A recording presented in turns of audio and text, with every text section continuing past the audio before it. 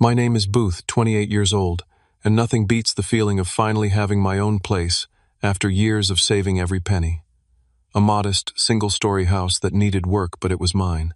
Freedom from my parents' constant supervision felt like taking my first real breath as an adult. That night, after a grueling shift at the store, I pulled into my driveway and noticed something odd. The lights were on inside. I distinctly remembered turning everything off that morning. Before I continue with what happened that night, let me know where you're watching from. Hit that like and subscribe button if you've ever had to deal with family overstepping boundaries. I should probably tell you more about myself before diving into what happened that night. I work as a retail manager at a mid-sized electronics store in town. Not exactly glamorous, but I've worked my way up from sales associate to assistant manager and finally to store manager over the past 6 years. The pay isn't amazing, but I've always been careful with money. I picked up extra shifts whenever possible, worked holidays, and even took a second job delivering food on weekends for almost 2 years straight. All with one goal in mind, saving enough for a down payment on my own place. The house hunting process was exhausting. For months, I scoured listings, visited open houses, and dealt with real estate agents who seemed more interested in their commission than finding me something that fit my modest budget. Then one day I stumbled upon this small house in an older neighborhood. It wasn't fancy by any means, but something about it just felt right. My house is a single story with 2 bedrooms, 1 bathroom, a small kitchen that opens to a cozy living room, and a backyard that's not much bigger than a postage stamp. The previous owners were an elderly couple who had lived there for over 40 years, and while they had maintained the essentials, the place definitely needed updates. The kitchen cabinets were from the 1980s, the bathroom had seen better days, and the carpeting throughout the house was worn and dated. But beneath all that I could see the potential: hardwood floors under the carpet, solid construction, and a layout that made the small space feel open and welcoming. Getting approved for the mortgage was another battle entirely. As a single guy with decent but not stellar credit, the banks weren't exactly rolling out the red carpet. I had to provide endless documentation proving I could handle the monthly payments. When I finally got approved and signed all the paperwork, the feeling was indescribable. I remember standing in the empty living room after closing key in hand, hardly believing this space was actually mine. Now about my parents. Patricia and Richard have always been involved, maybe too involved. Growing up, my mom monitored my homework, my friendships, even the clothes I wore well into high school. Nothing was ever private. My drawers were regularly searched, my phone checked, all under the guise of keeping me safe. Dad wasn't quite as hands-on, but he set impossibly high standards. Second place was never good enough. A minus meant I hadn't tried hard enough. Every decision I made was scrutinized and often criticized. Mom Patricia is a former elementary school teacher who retired early to focus on family, which really meant focusing on controlling every aspect of my life.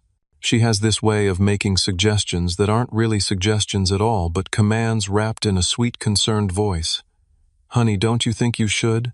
was her favorite phrase, and disagreeing meant hours of subtle guilt trips and passive-aggressive comments. Dad Richard works as an engineering manager and approaches parenting like one of his projects. Everything needs to be optimized, improved, and measured against strict standards. When I was younger, he created charts to track my grades, my chores, even my extracurricular achievements. Nothing was ever quite good enough, and he always found ways to point out how I could have done better. Breaking free from their influence was a years-long process. College helped, even though I stayed local and lived at home to save money. Getting my first apartment after graduation was a start, but they still had a key for emergencies and would drop by unannounced regularly. Moving across town to a second apartment helped create some distance, but they still felt entitled to offer unsolicited advice on everything from my career to my dating life. When I told them I was buying a house, their reaction was predictably underwhelming. Mom immediately asked if I was sure I could handle such a big responsibility. Dad wanted to see the inspection reports and questioned whether I'd gotten a good deal. Neither of them congratulated me until days later, almost as an afterthought. "Are you sure this is the right time to buy with the market the way it is?" Dad had asked, frowning over the listing photos I'd proudly shown him. Wouldn't it make more sense to keep renting until you find something in a better neighborhood? Mom chimed in, not even trying to hide her disapproval. Neither of them came to the closing or helped me move in. They claimed they were busy, but I knew the truth. They couldn't bear to see tangible proof that I was capable of making major life decisions without their input. This house represented something they had been fighting against for years, my complete independence. Moving into my own house felt like stepping into a new dimension. For the first time ever, I could make decisions about my living space without anyone second-guessing me. Want to hang that movie poster in the living room? Done. Leave dishes in the sink overnight. No problem. Play music at 8 in the morning on a Saturday. Absolutely. The moving process itself was chaotic but exhilarating. I didn't own much furniture from my apartment days, just a bed, a couch, a TV stand, and a small dining table with 2 chairs. Friends from work helped me move the basics, and we celebrated afterward with pizza and beer on the empty living room floor. That first night in the house, sitting among half-unpacked boxes with a cold beer in hand, I felt a sense of achievement that nothing in my life had ever matched. Those first few weeks were a crash course in homeownership. I discovered I knew almost nothing about basic maintenance tasks. When the bathroom sink started leaking, I spent an hour watching tutorial videos before attempting a repair. I flooded the bathroom, had to call a plumber anyway, and learned an expensive lesson. But it was my mistake to make. No one was standing over my shoulder telling me I should have known better. Cooking for myself became a new adventure. In my apartment, I'd relied heavily on microwave meals and takeout. Now, with a proper kitchen, I started teaching myself to cook. There were disasters like the time I set off the smoke detector trying to sear a steak, or when I realized halfway through a recipe that I needed kitchen tools I didn't own. But there were victories too. The first time I successfully made my grandmother's pasta sauce recipe from scratch, I took a picture and almost sent it to my parents before deciding to keep that small triumph to myself. Cleaning and maintaining an entire house proved more challenging than I expected. Weekends that once involved sleeping in, and video games now included mowing the small lawn, cleaning gutters, and figuring out which mysterious switch controlled which light fixture. It was exhausting sometimes, but it was also deeply satisfying to see the improvements, however small, that came from my own efforts. Despite the physical distance, my mom still found ways to stay involved in my daily life. The phone calls started the day after I moved in. "Did you remember to change your address with the post office?" she asked, without even saying hello. "Yes, Mom. I did that weeks ago," I replied, trying to keep the irritation out of my voice. "What about your car insurance? They need to know your new address, too." "Already done." "Did you introduce yourself to the neighbors? It's important to know who lives around you." The calls continued daily, sometimes multiple times a day. She wanted to know if I was eating properly, sleeping enough, keeping the house clean. Each conversation left me feeling drained and slightly irritated, like I was still a teenager needing supervision rather than a homeowner in his late 20s. Then came the surprise visits. The first time I was in the backyard pulling weeds when I heard my mom calling from the front door. I hadn't given them my new address yet, which meant they must have looked up the property records online. "We were just in the neighborhood and thought we'd stop by," she explained, arms full of household items I hadn't asked for. Behind her, my dad surveyed the front yard with a critical eye. "Your lawn could use some work," he commented, instead of saying hello. "The edges need trimming." That first visit set the pattern. They would show up unannounced, usually bearing gifts that doubled as criticism. New curtains because the ones I had chosen let in too much light. A better vacuum cleaner because the one I owned wouldn't handle all this carpet. Each gift came with advice, suggestions, and thinly veiled disapproval. I tried to establish boundaries.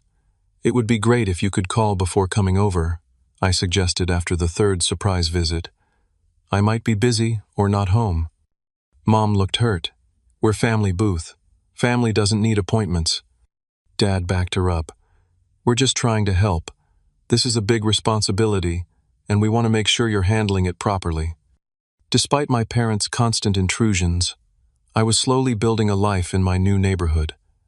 I met my next-door neighbors, Mike and Sarah Johnson, a couple in their early 30s who had moved in about a year earlier. Mike worked in IT, and Sarah was a graphic designer who worked from home. They invited me over for a barbecue one weekend, and I found myself relaxing in their company in a way I rarely did around my own family. "Your parents stop by a lot," Sarah commented one evening when we were chatting over the fence. "My mom wanted to do that when we first moved in too, had to set some firm boundaries." Work was getting busier as well. About a month after I moved in, my district manager offered me a promotion to full-time store manager with a slight bump in pay. The hours were longer, but the extra money would help with all the unexpected expenses that came with homeownership. For the most part, I was happier than I'd ever been. The house was slowly becoming a home reflecting my personality and preferences. I was making friends, advancing in my career, and genuinely enjoying the independence I'd fought so hard to achieve. But then I started noticing odd things around the house, small changes that I couldn't quite explain. A coffee mug that I was sure I'd left in the sink now sitting clean in the cabinet. Books on the shelf rearranged in alphabetical order when I'd always organized them by genre. My mail, which I typically left in a pile on the kitchen counter, neatly sorted and stacked. At first I blamed fatigue and stress. With the new responsibilities at work and the constant demands of homeownership, it made sense that I might be forgetful or confused about small details. But as the occurrences became more frequent and obvious, a different, more unsettling explanation began to form in my mind. The strange occurrences around my house became impossible to ignore. One Tuesday evening, I came home from a late shift to find the living room furniture rearranged. The couch had been moved to the opposite wall, and the coffee table was now centered perfectly in front of it. I stood in the doorway, keys still in hand, trying to make sense of what I was seeing. I lived alone. No one else had a key. At least, no one was supposed to have a key. Other changes were subtler but equally disturbing. Food I didn't remember buying appeared in my refrigerator. A new set of kitchen towels replaced my old ones. The bathroom was spotless, even though I hadn't cleaned it in days. Each discovery sent a chill down my spine. At first, I tried to rationalize these events. Maybe I had moved the furniture during a late-night rearranging spree and simply forgotten. Maybe I had bought those groceries during a particularly exhausted shopping trip. But the explanations felt hollow, especially when I found my laundry washed, folded, and organized by color in my dresser drawers. I began to wonder if I was experiencing some kind of stress-induced memory loss, or even early-onset dementia. The thought terrified me enough that I started keeping notes on my phone documenting where I left things before leaving for work and checking them when I returned. The results confirmed my fears someone was definitely entering my house while I was away. My next thought was burglary, but nothing was ever missing. In fact, things were being added rather than taken. I checked all the windows and doors for signs of forced entry but found nothing. The locks were intact, the windows secured. Whoever was coming into my house had a key. I decided to talk to Mike next door about the situation. We were chatting over the fence one evening when I brought it up as casually as I could. "Hey, have you noticed anyone hanging around my house during the day, when I'm at work?" Mike thought for a moment. "Now that you mention it, I've seen a car in your driveway a few times. Older model sedan, dark blue. I assumed it was family or friends." My stomach dropped. My mother drove a dark blue Toyota Camry. "Did you happen to see who was driving?" I asked, trying to keep my voice steady. "Middle-aged woman a couple times. Once I think there was a man with her. They had keys, so I didn't think anything of it." Mike must have noticed my expression because he added, "Is everything okay?" I gave him a brief explanation about my suspicions that someone was entering my house without permission. I deliberately left out that I suspected my parents. It felt too embarrassing to admit. "Dude, that's messed up," Mike said, looking concerned. "You should get a security camera. They're not even that expensive anymore. Sarah and I got one after someone stole a package off our porch last year." That night I ordered a simple security camera system online. It wasn't anything fancy, just a doorbell camera and 2 additional cameras for the back door and living room. The system would alert my phone when it detected motion and record footage I could review later. It would arrive in 2 days. Before the cameras could be delivered, however, the phone calls from my mother took on a new, unsettling quality. She started asking pointed questions about my schedule. "What time do you usually get home from work these days?" she asked during one call. It varies, I answered vaguely. Why? Just wondering. You're working so hard lately. I worry you're not taking care of yourself properly. Another day. Do you go straight home after work, or do you run errands? Sometimes I stop at the grocery store or gym. It depends on the day. I was becoming increasingly guarded in our conversations. And Fridays. You used to go out with friends on Fridays. Do you still do that? The questions were too specific, too focused on when I would or wouldn't be home. Combined with the mysterious changes in my house, my suspicion that my parents were involved grew stronger by the day. I started varying my routine, leaving work at different times, taking different routes home. One day I told my assistant manager I had a doctor's appointment, but instead parked down the street from my house and waited watching. After an hour of sitting in my car and seeing nothing unusual, I felt slightly ridiculous. Maybe I was being paranoid after all. But the evidence kept mounting. A new shower curtain appeared in my bathroom, replacing the plain white one I'd bought. The lawn got mowed on a Tuesday when I was certain I'd planned to do it over the weekend. My kitchen spices, which I kept in a jumbled drawer, were alphabetized and transferred to a spice rack I didn't recognize. The stress began affecting other areas of my life. At work, I found myself distracted, checking my phone constantly for alerts from the security system that hadn't arrived yet. My sleep suffered as I lay awake listening for sounds of intrusion. I started leaving work unfinished and rushing home, half expecting to catch someone in the act. Mike noticed the change in my demeanor. "You look wrecked, man," he commented one evening when I was checking my mail. "Everything okay with the house situation?" "The cameras should be here tomorrow," I replied, rubbing my tired eyes. "Then I'll have proof one way or another. If you need backup when you confront whoever it is, Sarah and I are right next door," he offered. The support meant more to me than he probably realized. That night I got a text from my district manager asking if everything was all right. Apparently my job performance had noticeably declined over the past couple of weeks. I assured him it was just temporary stress from settling into homeownership and promised to do better. But as I sent the text, I wondered how much longer I could function under this constant anxiety.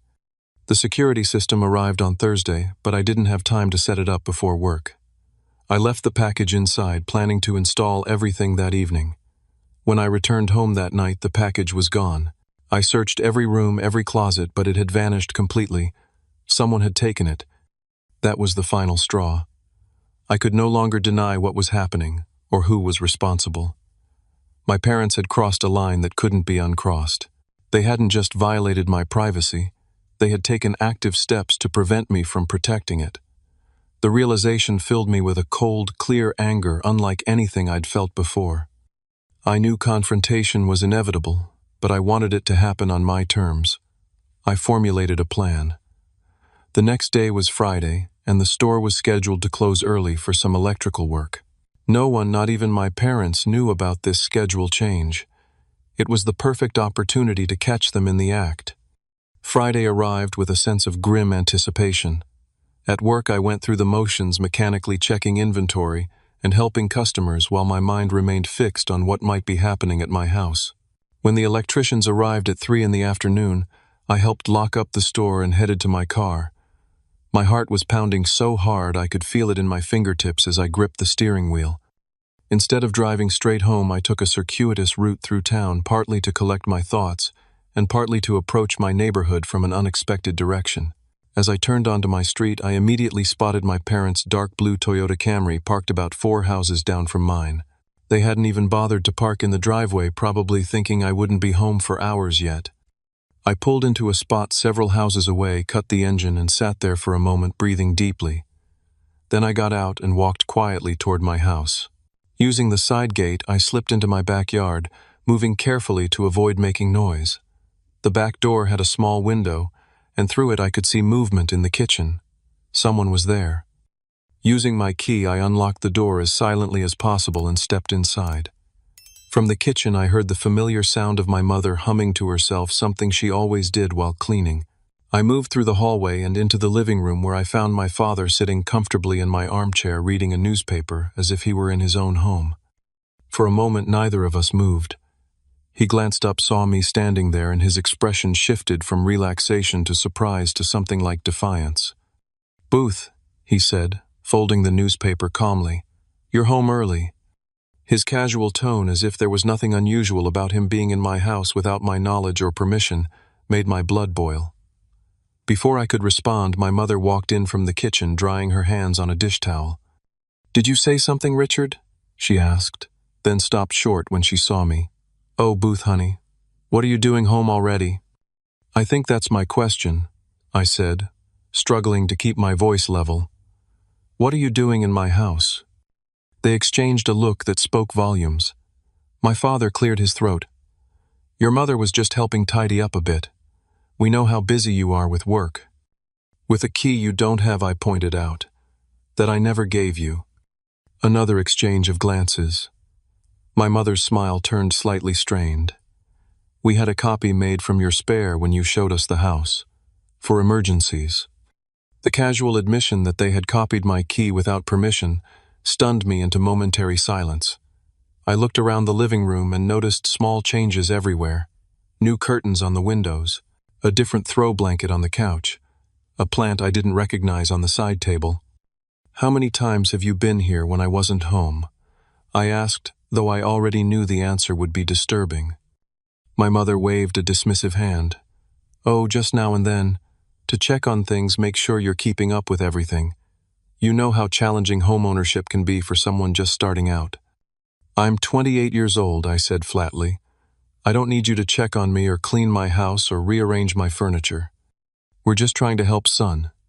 My father interjected his tone, taking on that familiar, patronizing quality I'd heard all my life. "This is a big responsibility, and we want to make sure you're handling it properly. By breaking into my house, by taking the security system I ordered." My mother at least had the decency to look slightly embarrassed. "We didn't think you needed that. It was an unnecessary expense." "It was my expense to make," I countered. "This is my house, my decisions, my life." "Well, about that." My mother exchanged another look with my father before continuing.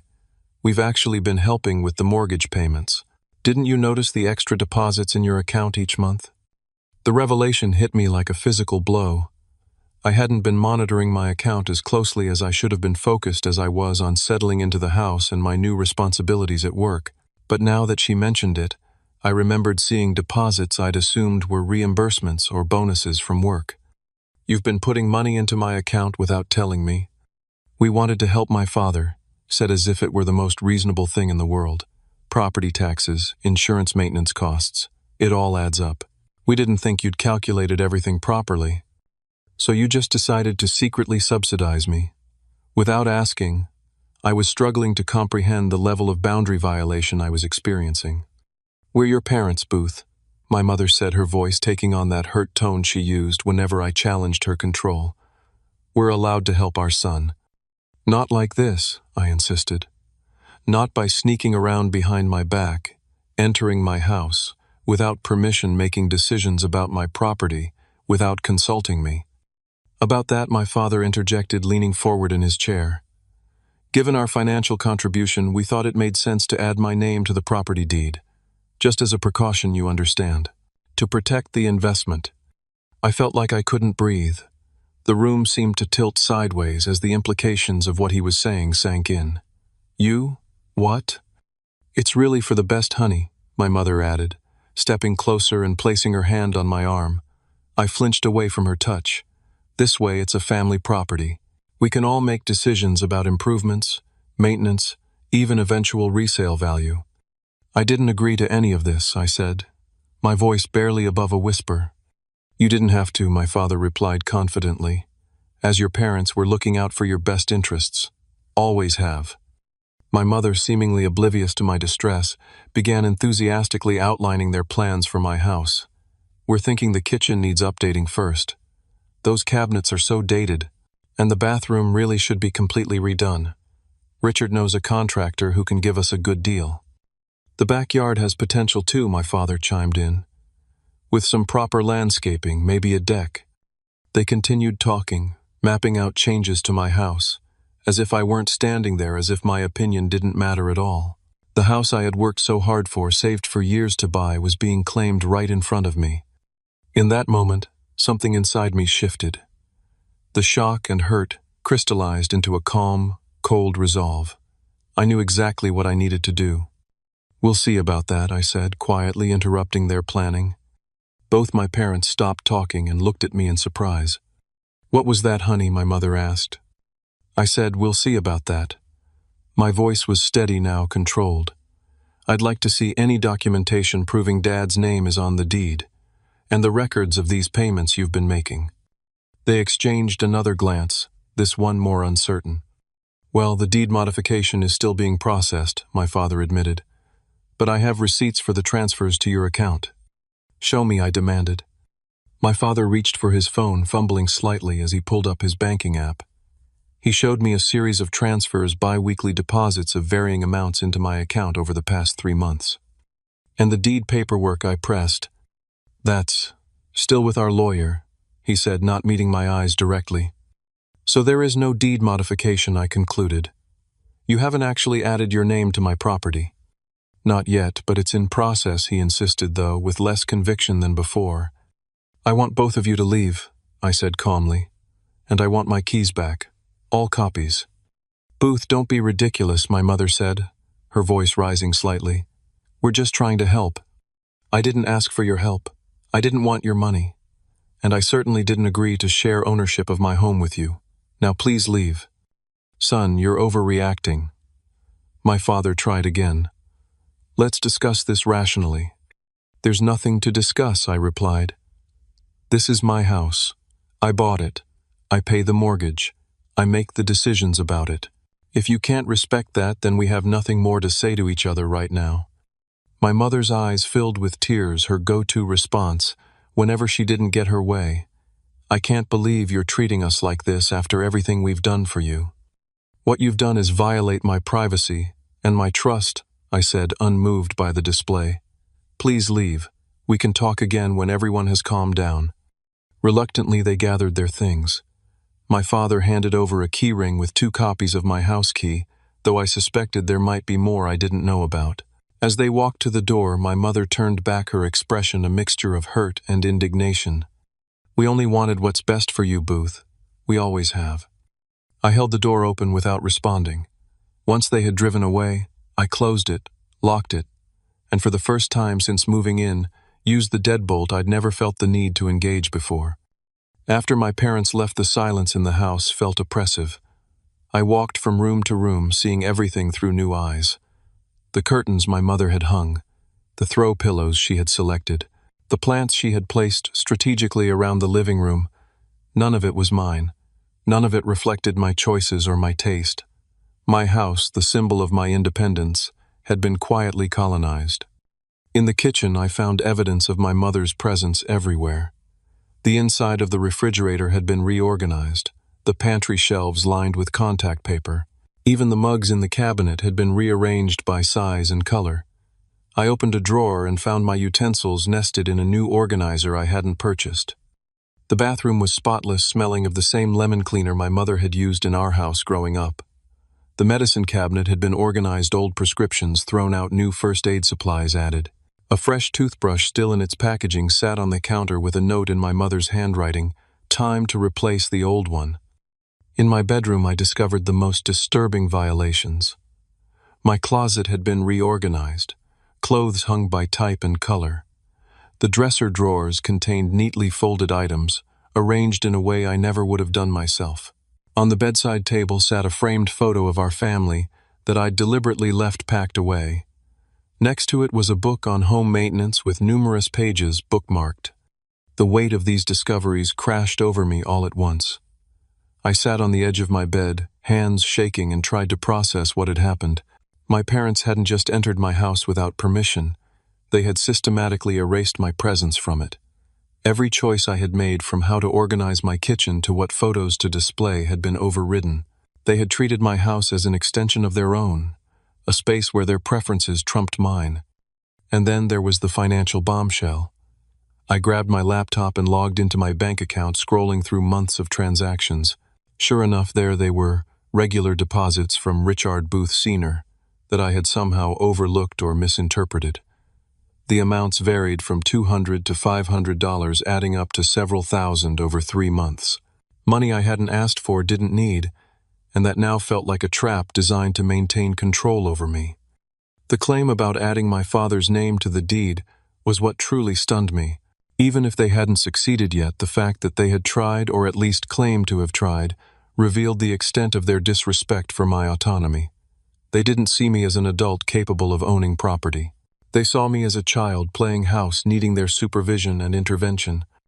Anger, hurt, and betrayal swirled together into a toxic mixture that made it hard to breathe. I thought about all the times in my life when my parents had undermined my independence. The college applications they filled out for me. The job interviews my father had helped me prepare for by telling me exactly what to say. The relationships my mother had sabotaged with her constant criticism and interference. This wasn't new behavior. It was just the latest and most extreme example of a lifelong pattern. The calm I had maintained during the confrontation evaporated. I grabbed a pillow and screamed into it until my throat hurt. Then I paced the house, alternating between rage and disbelief. How could they do this? What gave them the right? And perhaps most disturbing, how had I not noticed sooner? At some point, my phone began ringing. My mother's name appeared on the screen. I silenced it without answering. She called again, and again. Text messages followed. "Booth, please answer your phone. We need to talk about this like adults. Your father and I are very concerned about you." The audacity of that last message sent me into another spiral of anger. They were concerned about me, after what they had done.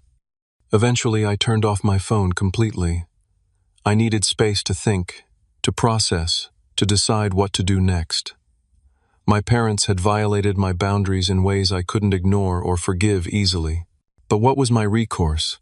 How could I ensure this never happened again? As the initial shock began to fade, my mind turned toward practical matters. First, I needed to change the locks. Even if they had returned the keys they admitted to having, I couldn't be sure there weren't other copies. Second, I needed to understand exactly what legal rights I had, and what actions my parents might have taken regarding the deed to my house. And finally, I needed to address the financial issue. The money they had deposited into my account without my knowledge or consent was a complication I couldn't ignore. It represented yet another attempt to maintain control, to create obligation, to ensure I remained dependent in some way. I spent the rest of the evening alternating between practical planning and emotional processing. I called a locksmith and scheduled an appointment for the following morning. I researched property laws in my state, trying to understand if it was even possible for someone to add their name to a deed without the primary owner's consent. Everything I read suggested it wasn't, which meant my father had either been bluffing or attempting something potentially fraudulent. Around midnight, exhausted but still too wound up to sleep, I walked next door to talk to Mike. Despite the late hour he invited me in, and over a beer I told him everything. The secret key copies, the unauthorized entries, the financial interference, the attempt to claim partial ownership of my house. "Dude," he said when I finished, "that's not just crossing boundaries. That's like illegal, breaking and entering, maybe even attempted fraud with the deed thing." I know I sighed, but they're my parents. I can't exactly call the cops on them. "Maybe not, but you need to protect yourself," Mike advised. "Change the locks, definitely. Get a security system they can't remove, and talk to a lawyer about the money and the deed situation." Sarah, who had joined us halfway through the conversation, nodded in agreement. "You also need to be very clear about boundaries going forward. No wiggle room, no exceptions." Their support and practical advice helped ground me. By the time I returned home, I had the outline of a plan. I would secure my home, consult with professionals about the legal and financial issues, and prepare for a difficult but necessary conversation with my parents. Not immediately, but once I had everything in order. As I lay in bed that night, unable to sleep, I thought about what my mother had said. "It's a family property now." The words echoed in my head, revealing so much about how they viewed me and my place in the world. To them, I wasn't an independent adult with the right to own property and make my own decisions. I was still a child whose achievements belonged partly to them whose successes were extensions of their own. The realization was painful, but clarifying. This wasn't just about a house. It was about my right to exist as a separate person with my own life, my own choices, my own consequences, and it was about their inability or unwillingness to see me that way. In that moment, lying in the dark, I made a decision. My response to my mother's claim had been simple: "We'll see about that." But what I meant, what I was now fully committed to, was much more comprehensive. We would indeed see about that. We would see about every assumption they had made about their right to control my life. We would see about the kind of relationship we could have if it wasn't based on their authority and my compliance. We would see about all of it, and I would make sure they understood once and for all that I was no longer a child to be managed, but an adult to be respected. The next morning, Saturday, I woke up with a clear head and a sense of purpose I hadn't felt in weeks. Before my parents had a chance to contact me again, I called a real estate attorney and scheduled an emergency consultation for that afternoon. Then I called a locksmith, who arrived within the hour to change every lock in the house. "Security issue?" the locksmith asked as he worked on the front door. You could say that I replied, not elaborating further. By noon I had new keys, a new deadbolt, and a new sense of security. No one, not even my parents, could enter my home without my explicit permission now. Next I drove to my bank and asked to speak with a personal banker. The young woman who assisted me was professional and discreet as I explained my situation. "I've discovered unauthorized deposits into my account that I need to investigate and potentially return," I explained, showing her the transaction history on my phone. She helped me identify all the deposits from my father over the past 3 months, totaling just over $4,000. The amounts had been irregular enough and mixed in with my legitimate direct deposits that I hadn't noticed them specifically, a costly oversight on my part. "What are my options here?" I asked her. "You can issue a check to return the full amount," she suggested. "But first I'd recommend speaking with your attorney about the implications, especially if there's a potential property dispute involved." I thanked her for the advice and left with detailed records of every transaction in question.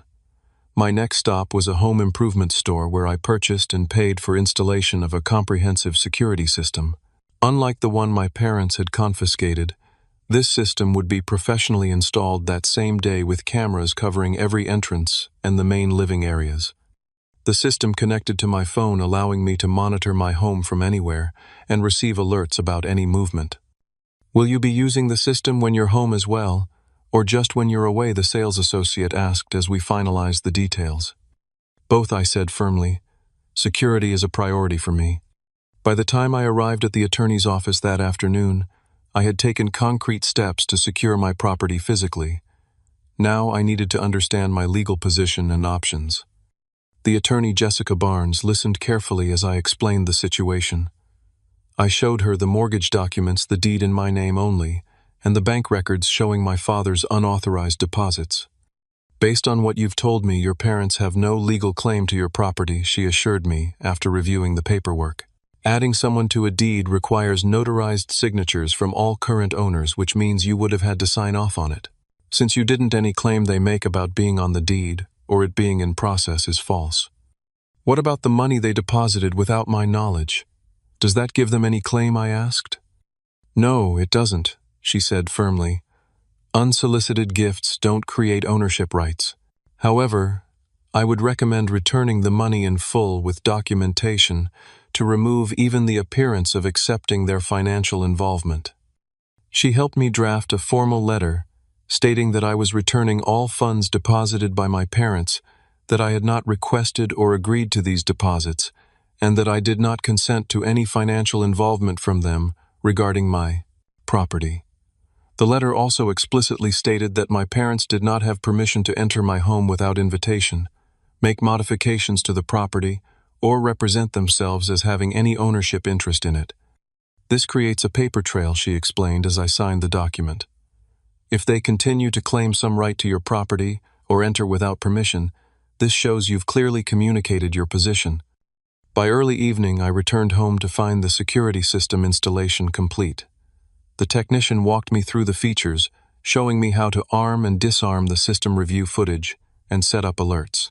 For the first time since discovering my parents' intrusions, I felt a sense of control returning.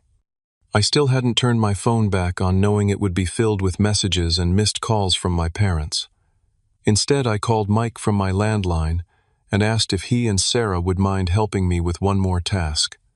"Anything you need, man," he said, without hesitation. The task was simple but symbolic, removing and replacing everything my parents had added to my house without my permission. The curtains, throw pillows, kitchen organizers, bathroom accessories, and dozens of other small items that represented their attempt to reshape my space into their vision of what it should be. Mike and Sarah came over after dinner, and together we went through the house methodically. Each item my parents had added went into boxes. Each space they had reorganized was restored to how I wanted it. We worked until almost midnight, talking, laughing occasionally, and gradually transforming the house back into my home. "What are you going to do with all this stuff?" Sarah asked, gesturing to the now full boxes. "Return it to them," I replied, "along with a check for all the money they deposited. I don't want anything from them that comes with strings attached."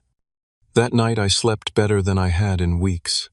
The security system was armed, the locks were changed, and my home felt like mine again. I had taken concrete steps to reassert control over my property and my life. The next day, Sunday, I turned my phone back on and braced myself for the deluge. 27 missed calls from my mother, 15 from my father, dozens of text messages ranging from concerned to angry to guilt-inducing. I didn't respond to any of them.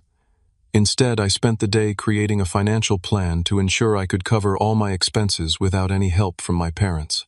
This meant picking up extra shifts at the store, cutting back on non-essential spending, and possibly finding a part-time weekend job temporarily. I was determined to be completely self-sufficient, even if it meant working more hours and making sacrifices in the short term. By Sunday evening, I had a solid plan in place. I would work extra shifts at the store for the next 3 months, using the additional income to build an emergency fund. I would reduce my grocery budget, cancel some streaming subscriptions, and put off some of the home improvements I had planned. It would be challenging but manageable, and most importantly, it would ensure my complete financial independence from my parents. As Monday dawned, I prepared for a busy week ahead. I would need to balance my increased work schedule with the task of thoroughly documenting my home ownership, returning my parents' money and possessions, and eventually having a difficult but necessary conversation with them about boundaries and respect. Mike and Sarah continued to offer support, helping me install additional security features like motion sensor lights around the perimeter of the house and reinforced door frames. Their friendship and practical assistance made me realize how different healthy relationships could be from the controlling dynamic I had grown up with. "You know," Mike commented, as we finished installing the last light, "what your parents did isn't normal. Parents are supposed to want their kids to be independent, not try to keep them under their thumb forever." His words resonated deeply. For so long I had accepted my parents' behavior as normal if frustrating. Now I was beginning to see just how abnormal and unhealthy it truly was. The week passed in a blur of work planning and preparation. I avoided my parents' continued attempts to contact me, focusing instead on strengthening my position. By Friday, exactly 1 week after the confrontation, I felt ready to take the next step.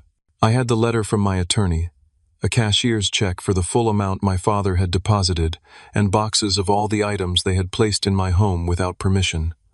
It was time to face them again, but this time on my terms with clear boundaries and consequences. I sent a brief text message to both of them. "I'm ready to talk. My house Sunday at 2 p.m. Please come prepared to listen. No unannounced visits before then." Their responses were immediate and predictable. My mother, "Finally. We've been so worried, my father, good. We have a lot to discuss." Neither seemed to recognize that this conversation would be very different from any we'd had before. They still expected to set the agenda, to be in control. Sunday would change that expectation permanently. Sunday arrived with clear skies and a sense of nervous anticipation. I spent the morning cleaning my house, arranging the living room furniture, to create a sense of formality and preparing mentally for the conversation ahead. The boxes containing my parents' unauthorized contributions to my home sat neatly stacked by the front door. On the coffee table lay an envelope containing the cashier's check and the letter my attorney had helped me draft. At exactly 2 p.m., the security system alerted me to movement at the front door. Through the camera feed on my phone, I watched my parents approach, noting how my father inspected the new security cameras with a frown. I took a deep breath, disarmed the system, and opened the door before they could knock. "Booth, honey." My mother moved to embrace me, but I stepped back slightly, maintaining my distance. "Come in," I said, gesturing to the living room. "We have a lot to discuss." They entered cautiously, both noticing the boxes by the door and the changes I had made to the house over the past week. All trace of their decorating efforts was gone, replaced by furniture and accessories that reflected my preferences alone. My father's gaze lingered on the security panel by the door, while my mother looked hurt as she registered the return of the original curtains I had chosen. "Please sit down," I said, indicating the couch across from my armchair. I remained standing until they were seated, then took my place opposite them. The dynamic was intentionally different from our previous encounters, where they had typically controlled the physical space and conversation. "First, I want to thank you for respecting my request to wait until today to visit." I began, keeping my voice steady and neutral. I needed time to process what happened and decide how to move forward. My father shifted uncomfortably. "Son, I think you've blown this whole situation out of proportion. We were only trying to help." I held up a hand. "I understand that's how you see it, but I need you to listen to my perspective without interrupting. Can you do that?" The request clearly surprised them both. After a moment, my mother nodded reluctantly. "Of course, honey, we're listening." "What happened last week was not help. It was a violation of my privacy, my property, and my trust," I said firmly. "Entering my home without permission, even with a key, is breaking and entering. Modifying my property without consent is not acceptable. Attempting to add Dad's name to my deed without my knowledge would be fraud. And depositing money into my account to create a financial claim on my house is manipulative at best, predatory at worst." My mother's eyes filled with tears. My father's jaw tightened defensively. Neither interrupted. "I understand that you may have had good intentions. You might genuinely believe you were acting in my best interest, but good intentions don't justify harmful actions. And what you did was deeply harmful to me and to our relationship." I reached for the envelope on the coffee table and slid it across to them. "This contains a cashier's check for $4,327, the total amount deposited into my account without my knowledge or consent.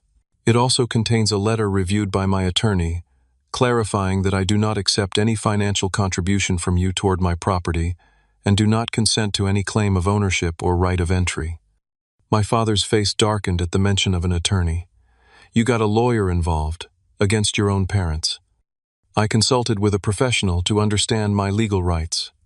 I corrected calmly, just as I would for any significant legal or financial matter.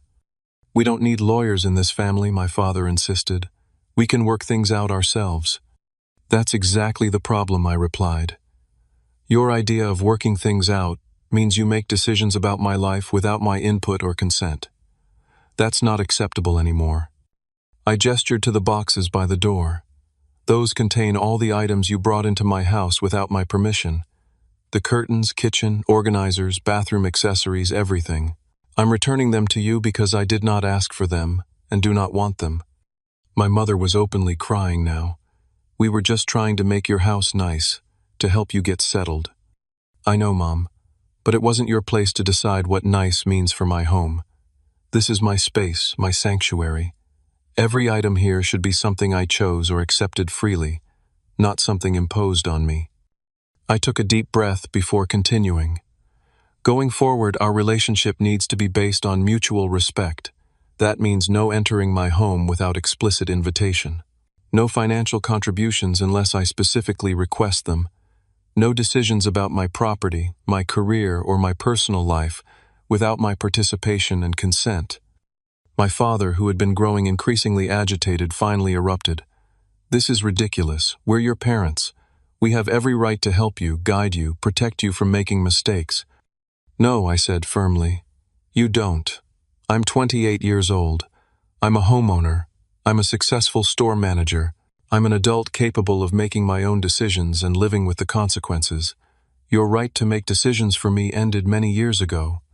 So what are you saying, my mother asked tearfully, that you don't want us in your life anymore? That's not what I'm saying at all, I clarified, softening my tone slightly. I want you in my life, but I want a healthy relationship based on mutual respect. I want parents who can be proud of my independence rather than threatened by it. I want to visit each other's homes by invitation, not by invasion. I want to share my life with you because I choose to, not because you demand access to every aspect of it. The room fell silent as they absorbed my words. My father looked angry, but also slightly confused, as if he genuinely couldn't understand why I was objecting to their involvement. My mother continued to cry quietly, clutching a tissue. I know this is difficult, I acknowledged after a moment. You've both been deeply involved in every aspect of my life for 28 years. Changing that pattern won't be easy for any of us. But it's necessary if we want to have a healthy relationship moving forward. And if we don't agree to these terms, my father asked, his voice tight, then we'll have very limited contact until you can respect my boundaries, I replied honestly. I don't want that. I love you both. But I can't continue in a relationship that undermines my autonomy and violates my privacy. My mother reached for my hand across the coffee table. I allowed the contact, recognizing her need for connection, even as I maintained my boundaries. We just worry about you, she said softly. We always have. I know, and I appreciate that you care. But worry isn't an excuse to control. Love isn't a justification for invasion. You need to trust that you raised me well enough to make my own decisions, even if they're different from what you would choose. The conversation continued for nearly 2 hours. There were tears, raised voices, moments of connection, and periods of tense silence. My father struggled, the most deeply resistant to the idea that his authority in my life had natural limitations. My mother vacillated between hurt feelings and tentative understanding. By the time they left, carrying the boxes of returned items and the envelope with the check, we had reached an uneasy truce. They had agreed, at least verbally, to respect my boundaries going forward. I had promised to stay in regular contact and include them in my life in appropriate ways. Whether they would actually honor these agreements remained to be seen, but it was a start. The following months were challenging. My parents tested boundaries repeatedly, though less flagrantly than before. My mother called daily at first, then gradually adjusted to a more reasonable schedule, as I gently but firmly reinforced my limits. My father attempted to offer unsolicited financial advice at every opportunity, clearly struggling to accept that I could manage my own money successfully.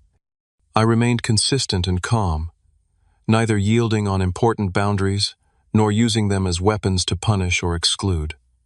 When they respected my limits, I made efforts to include them in my life in positive ways. I invited them to dinner at my house. I shared updates about my job and home improvements. I asked for advice when I genuinely wanted it, showing that their input was valuable when freely sought rather than imposed. Slowly, painfully, our relationship began to transform. 6 months after our confrontation, my mother called before visiting for the first time without me having to remind her. My father asked permission before offering suggestions about my lawn care routine. Small steps, but significant ones. The real breakthrough came when I decided to repaint my living room and actually invited their help. My father arrived with his tools but waited for my instructions rather than taking over. My mother brought lunch but didn't rearrange my kitchen while serving it. We worked together as adults, each contributing without anyone dominating the process. A full year after buying my house, I hosted a small housewarming party, inviting close friends and, yes, my parents. As guests arrived, I noticed my mother carrying a carefully wrapped package. "It's not much," she said shyly when I opened it. "Just something we thought might look nice in your home. If you like it, of course. If not, no pressure at all." Inside was a framed family photo, one I had actually mentioned wanting during a recent visit to their house. It was thoughtfully chosen, tastefully framed, and most importantly offered as a gift I could freely accept or decline without consequences. "I love it," I said honestly. "Thank you. I know exactly where I want to display it." That night, surrounded by friends and family in a home that was truly mine, I reflected on how far we had all come. The journey had been painful, fraught with conflict and misunderstanding. There had been moments when I feared our relationship might not survive the transition, but we had persevered, all of us learning and growing in the process.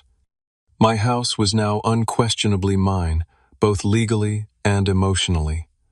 Every item in it was there because I had chosen it or accepted it freely. Every decision about it was mine to make. And yet, paradoxically, I found myself more willing to share it now that my ownership was secure and respected. The most valuable lesson I learned through this difficult experience was that true independence isn't about cutting ties or building walls. It's about establishing healthy boundaries that allow relationships to flourish without suffocation. It's about claiming your own space while still making room for others to visit when invited. It's about the freedom to say both yes and no, and having those choices respected. My parents learned that love doesn't entitle them to control, that respect isn't negotiable, and that our relationship could actually deepen when they recognized my autonomy. I learned that setting boundaries isn't selfish, that independence doesn't preclude connection, and that standing up for myself didn't have to mean losing my family. There are houses built of brick and wood, but a home is built of boundaries and respect. And sometimes to build that home, you must be willing to protect it even from those you love most. Have you ever had to establish difficult boundaries with people who love you, but struggle to respect your independence? Share your experiences in the comments below. If this story resonated with you, please hit the like button and subscribe to hear more stories about navigating complex family dynamics. I'm grateful for each of you who listened to my journey, and I hope it helps you find the courage to create homes and relationships built on mutual respect and genuine love. Thank you for being here.